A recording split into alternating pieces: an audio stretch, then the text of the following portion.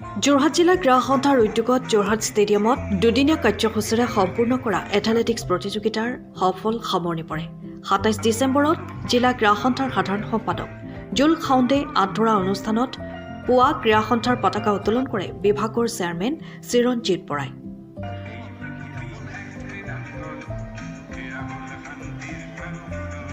এই অনুষ্ঠানত উপস্থিত থাকে NRS প্ৰশিক্ষক মোহন চন্দ্ৰ বৰা, অসম এথলেটিক্স সন্থাৰ উপসভাপতি কৰুণা দত্ত, জিলা ক্ৰীড়া সন্থাৰ উপসভাপতি ললিত চন্দ্ৰ বৰা, দ্বিজেন শইকীয়া, গুণীন গগৈ, প্ৰাক্তন উপসভাপতি নাৰায়ণ হাতীবৰুৱা, কাৰ্যনিৰ্বাহক সদস্য বীৰেন বৰা আৰু প্ৰতিযোগিতাখনিৰ শুভ উদ্বোধন কৰে প্ৰাক্তন ৰাজ্যিক এথলেটিক্স খেলুৱৈ জুৰি বৰুৱাই।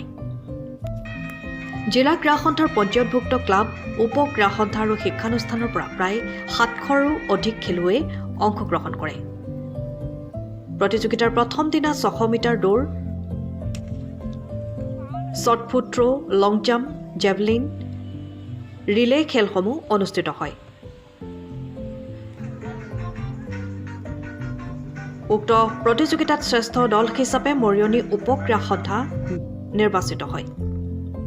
মৰিয়নি উপ ক্ৰীড়া সন্থাই সোণ ১৮টা, ৰূপ 11টা, ব্ৰঞ্জৰ 9টা, সৰ্বমুঠ 38টাকৈ পদক অৰ্জন কৰি প্ৰথমটো দলৰ সন্মান লাভ কৰিবলৈ সক্ষম হয়।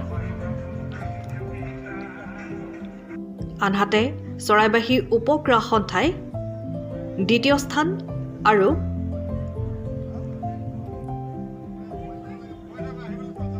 ছটা সোণ, 13টা ৰূপ, 8টা ব্ৰঞ্জ, সৰ্বমুঠ 27টা পদক লাভ কৰি তৃতীয় স্থান লাভ কৰিবলৈ সক্ষম হৈছে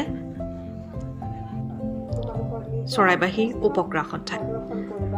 উল্লেখযোগ্য যে এথলেটিক্স সদস্য দেৱজিৎ বৰাই আঁতৰা বঁটা বিতৰণী অনুষ্ঠানত বঁটাৰ দলসমূহ বঁটা প্ৰদান কৰে যোৰহাট জিলা ক্ৰীড়া সন্থাৰ সভাপতি শান্তনু পূজাৰী, এথলেটিক্স বিভাগৰ সভাপতি চিৰঞ্জিত বৰা, উপসভাপতি ঋতুৰাজ বৰা, কোষাধ্যক্ষ নৱজিৎ বুঢ়াগোহাঁই, এথলেটিক্স সম্পাদক বিকি হাছান, যুটীয়া সম্পাদক প্ৰীতম বৰা, প্ৰাক্তন উপসভাপতি মৃগেন বৰুৱা, ক্ৰীড়া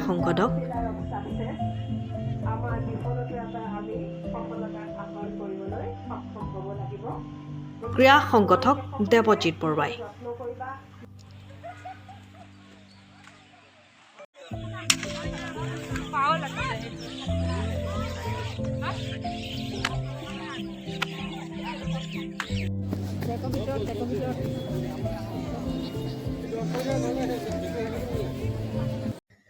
বিশ বছৰীয়া যোৰহাটবাসীৰ একমাত্ৰ ভৰসা প্ৰতিষ্ঠান ৰিয়া টি ষ্টল। হয়, যোৰহাট পুৰণি বালিবাটস্থিত বিজি পথত আপোনালোকৰ আপোন আৰু ভৰসাৰ চাহ, মিঠাই, বিভিন্ন সুস্বাদু সমৃদ্ধ বিপণী ৰিয়া টি ষ্টল।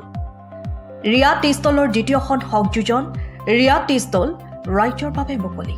ইয়াত নানান ধৰণৰ বিস্কুট, ব্ৰেড, সুস্বাদু পেষ্ট্ৰি, কেক, চাহ, কফিৰ লগতে বাৰ্থডে কেক উপলব্ধ। লগতে অৰ্ডাৰ মতে যোগান ধৰা হ'ব। তেনেহ'লে পলম নকৰি আহক আপোনালোকৰ প্ৰিয় বিপণী ৰিয়া টি ষ্টললৈ।